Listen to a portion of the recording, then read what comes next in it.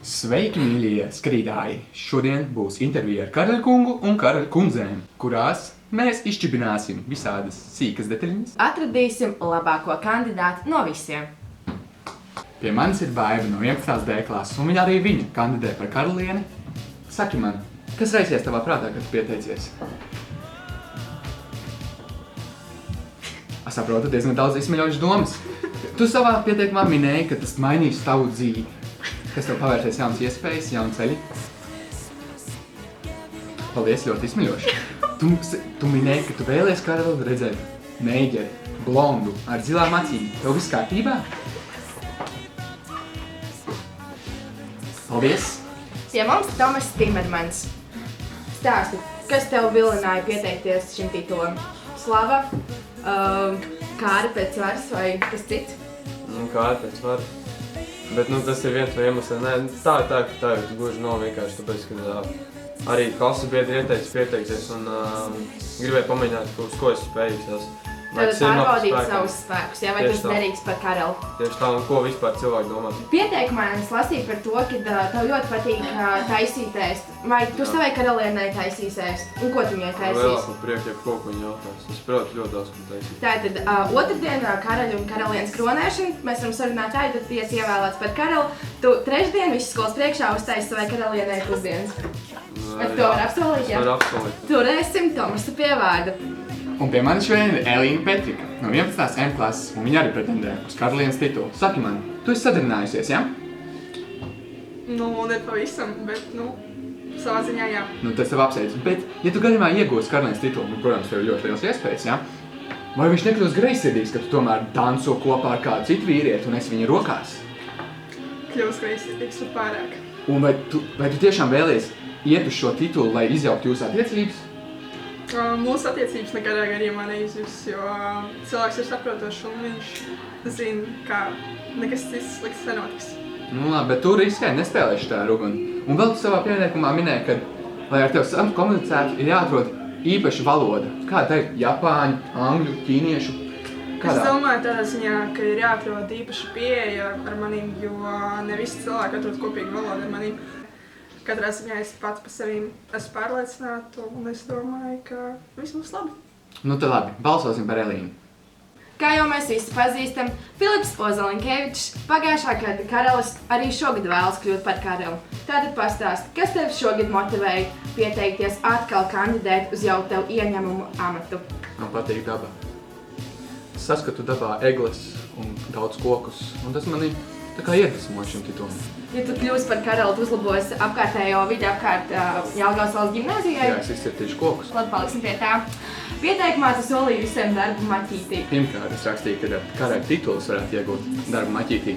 Un es varētu, kā es iegūtu to titulu, es tiktu maķītī par darbinieku, un tad es šivarētu tur ar maliņu un bīdīt iekšā savu kolēģīšu, un tad mēs zaptu gaļu kopā. Ļoti potenciāls. Jā, tev ir liels. Vai tu arī šogad ceri iegūt šo titulu? Nē, jo kurš dīvains cilvēks balsot par mani divreiz. Bet ja tā tomēr notiks un tev ievēlēs par karali, vai tu būsi sajūsmā? Tad es metīšu kūleni no trepēm uz muguras. Un ja iešu bojā, tad būs jau, protams, vēl viens karalis vajadzīgs. Turēsim pie vārda. Pie manis ir Nora no 9. B klases, un arī viņa pretendē uz karalienes titulu. Saki man, kā tu izvēlējies pieteikties? Man nav nemazākās jausmas. Tev kāds tad ir pieteicis?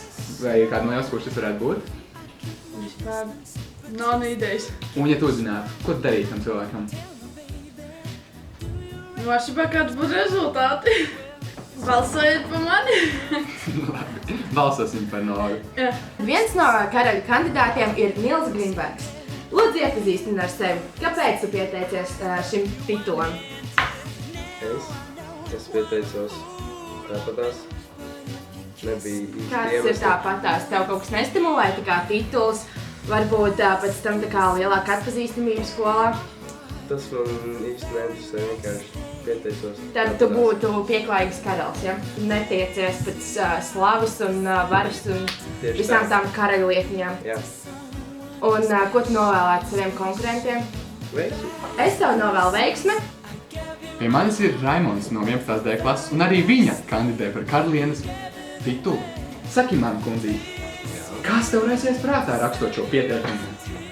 Nu, es nezinu, es principā esmu tāds diezgan svagalīšas cilvēks, un es domāju, ka es diezgan varētu kandidēt par karalieni un konkurēt ar citām.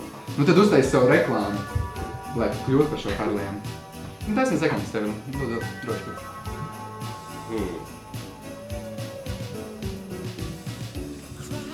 Stilīga reklāma, man patika. Viņš ir ļoti skaists.